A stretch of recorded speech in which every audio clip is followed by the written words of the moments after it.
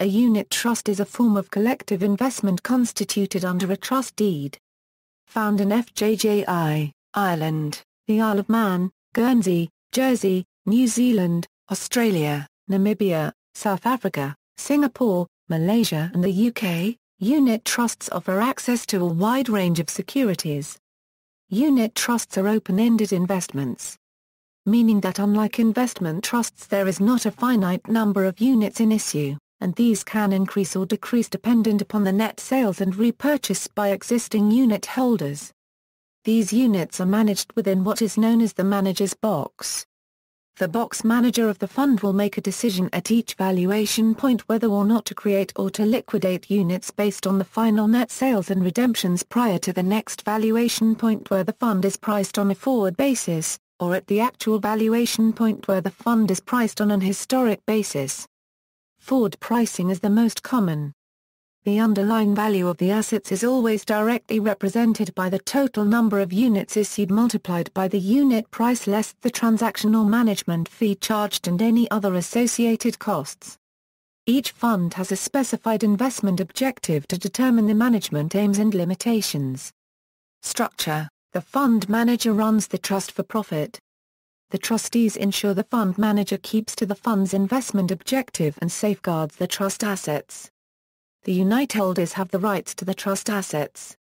The distributors allow the unit holders to transact in the fund manager's unit trusts. The registrars are usually engaged by the fund manager and generally acts as a middleman between the fund manager and various other stakeholders. Open-ended: unit trusts are open-ended. The fund is equitably divided into units which vary in price in direct proportion to the variation in value of the fund's net asset value. Each time money is invested, new units are created to match the prevailing unit buying price. Each time units are redeemed, the assets sold match the prevailing unit selling price. In this way there is no supply or demand created for units and they remain a direct reflection of the underlying assets. Unit trust trades do not have any commission. Buy-to-euro offer spread: the fund manager makes a profit in the difference between the purchase price of the unit or offer price and the sale value of units or the bid price. This difference is known as the buy-to-euro offer spread.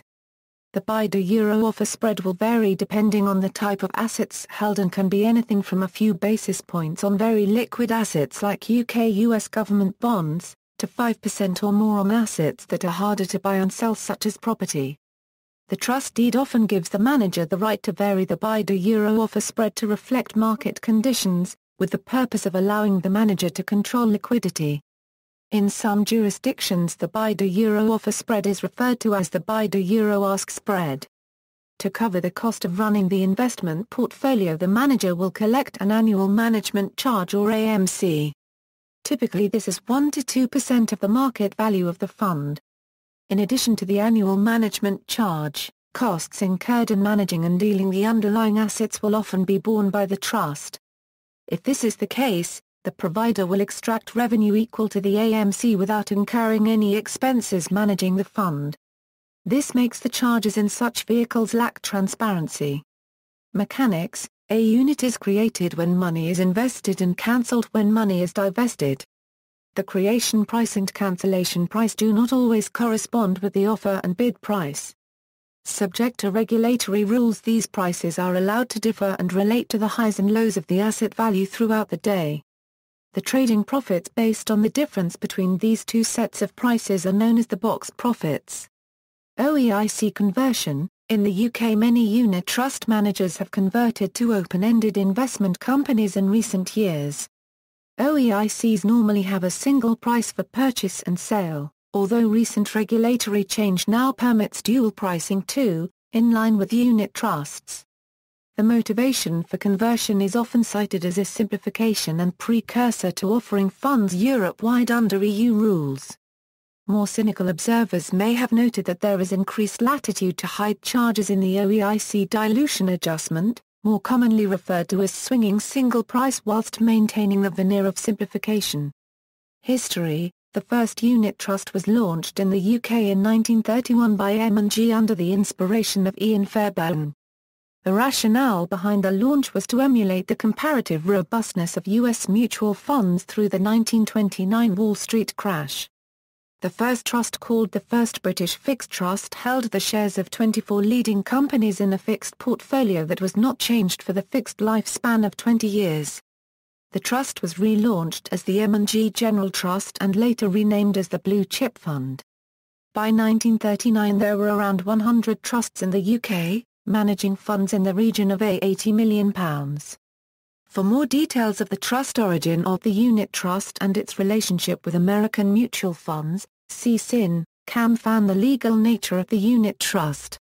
Clarendon Press, ISBN 0-19-876468-5 Ways to invest. In the UK, units can be bought direct from the fund manager, held through a nominee account or through an ISA. It is also possible to invest via fund platforms.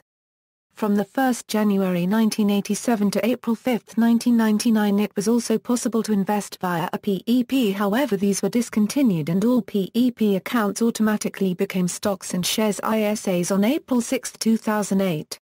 http www.hmrc.gov/UKPEPS-PEPB1 for details.